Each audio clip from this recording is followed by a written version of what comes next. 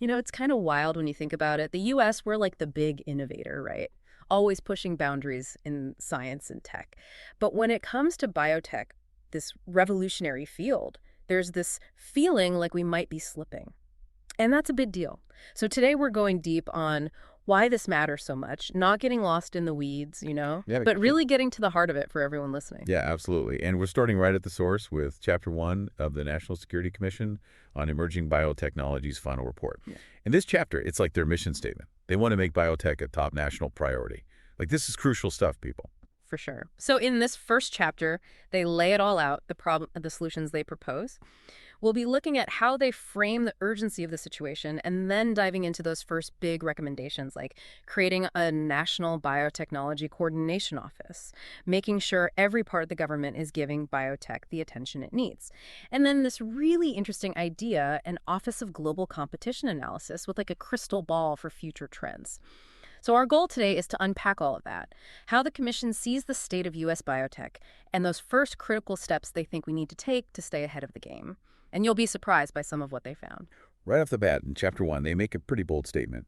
They say the U.S. government hasn't been treating biotechnology with the same kind of strategic focus as other critical sectors, things like semiconductors or AI. Right. You know, and what's interesting is it's not about a lack of funding or research. It's more about how all those efforts are organized. Or maybe better said, how they're not organized. It's almost counterintuitive, right? Biotech, it has such huge potential in medicine, agriculture, even national security. You'd think it would be at the very top of the agenda. But Chapter 1 says the government's approach has been piecemeal and uncoordinated. So what does that look like in practice? What happens when everything's so scattered? Well, you've got all this amazing research going on in different departments and agencies, top scientists doing groundbreaking work. But because it's not strategically connected, it ends up being really fragmented. Like, imagine building a house with different crews working from different blueprints and nobody's talking to each other. You might end up with a house, but it's not going to be as good as if everyone was working together from a single plan, right? And in biotech, this lack of coordination means you might be duplicating efforts, missing chances to combine research, and ultimately slowing down the whole process of turning breakthroughs into real-world solutions. That's a great analogy. So we've got a patchwork of initiatives instead of a unified strategy. And Chapter 1 has this powerful quote that really captures it. Biotechnology, research, regulation, manufacturing, workforce, development, program management, and policymaking are treated as discrete issues rather than considered together as they should be. It's like everyone's speaking a different language. Exactly. Yeah. And what's really striking is they actually say that the U.S. government itself is the weak link in the whole biotech ecosystem, the relationship between industry, academia, and the government. That's a pretty big statement coming from a National Security Commission. You usually expect the government to be the one bringing everyone together. Right, like the conductor of an orchestra making sure everything's in sync. But Chapter 1 says, nope, it's actually the government that's holding things back. And they're really clear that this isn't just some abstract policy debate. While the U.S. is still a leader in some areas of biotech, they say that's not guaranteed. We can't just sit back and relax. Chapter 1 says we need a much more proactive approach, and that the new administration in 2025 is a prime opportunity to make a change. It's like they're saying, hey, we're ahead now, but the race is on. And that leads right into their first big recommendation. They want to create a National Biotechnology Coordination Office, or NBCO for short. And this wouldn't be just another bureaucratic office. They say it needs to be right inside the executive office of the president, reporting directly to the top. So like a central command center for all things biotech right in the White House, led by an NBCO director appointed by the president. Not just a figurehead, but someone who can actually coordinate all the different actions across agencies on things like staying competitive and regulating new biotech products. Plus, they'd be the president's main advisor on biotech. It's a big job.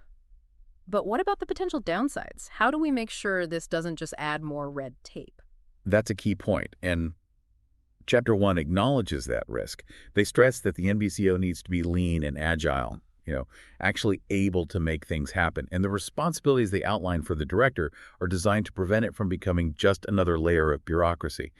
For example, one of the key tasks would be to create and constantly update a national biotechnology strategy, something we're missing right now, as we've discussed. So no more flying blind. A clear roadmap for where we're going with biotech. What else would this NBCO director be responsible for? They'd also be tasked with looking ahead, identifying the national security implications of these new biotechnologies, spotting potential threats and opportunities early on.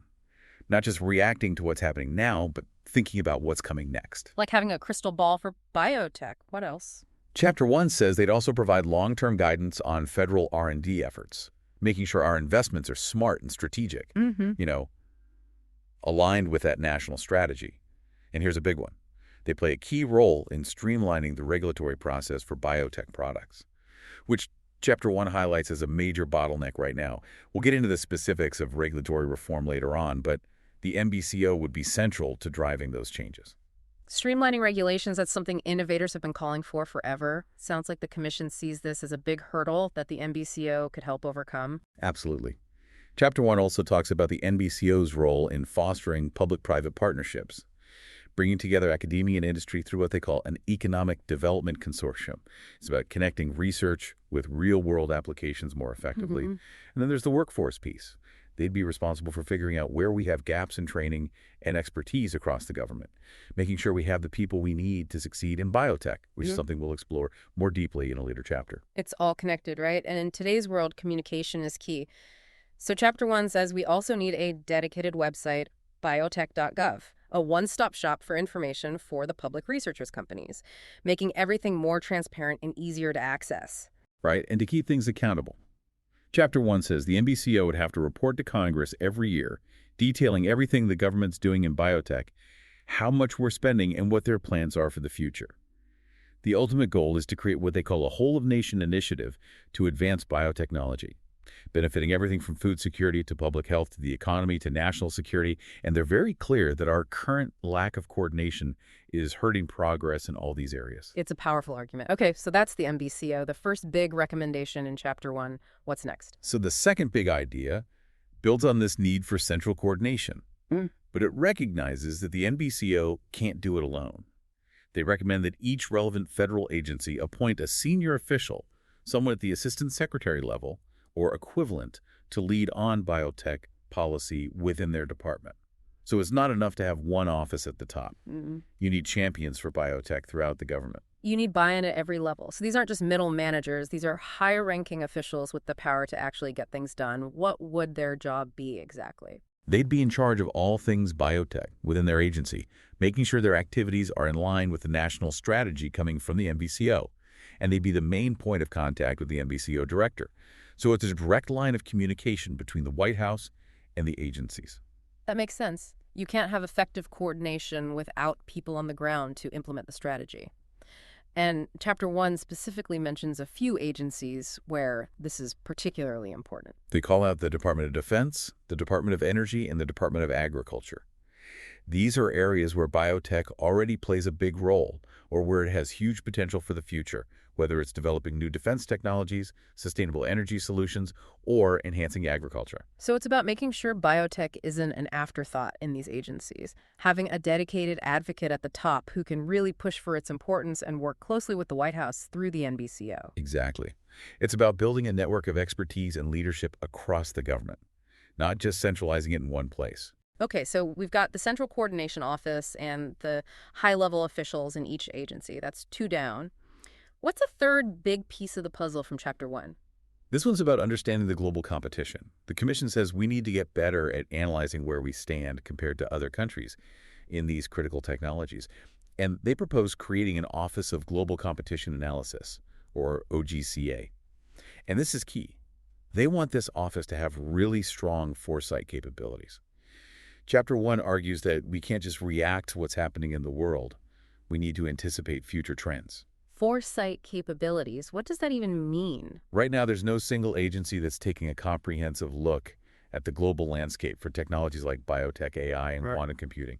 They're not doing the deep analysis and forecasting that's needed. And these are the technologies that will define the future, for our economy and our security. So we're basically flying blind when it comes to knowing where we stand compared to our competitors. That's a bit scary. It is. And to fix this, Chapter 1 mentions the Global Technology Leadership Act, or GTLA, which was introduced in Congress a while back. It's not law yet, but they see it as a good starting point for establishing this kind of analysis. But they say we need to go further by adding those foresight capabilities. It's not enough to just look at the present we need to anticipate the future. So what does that involve? It sounds like it's more than just number crunching. Foresight, as Chapter 1 describes it, is about actively identifying emerging technologies, understanding their potential impact, and trying to predict how things will unfold. They want us to move away from this playing catch-up mentality where we only react once a technology is already out there. They want the government to be able to see around corners so we can make smart decisions about investments and policies to ensure the U.S. stays ahead of the curve. So like predicting the next big wave so we can ride it instead of getting wiped out. And they actually give an example of this from the FDA. Yeah, Chapter 1 talks about how the FDA consults with experts to get a sense of where medical devices and biologics are headed. And then they use that information to adjust their regulatory processes, which can help speed up the approval of new products. The Commission argues that we need this kind of forward thinking across all critical technologies, not just in specific areas. Okay, so this proposed OGCA would have two main jobs, right? What would those be? First, they would constantly assess the U.S.'s global competitiveness in technology and innovation, both in the short term and the long term.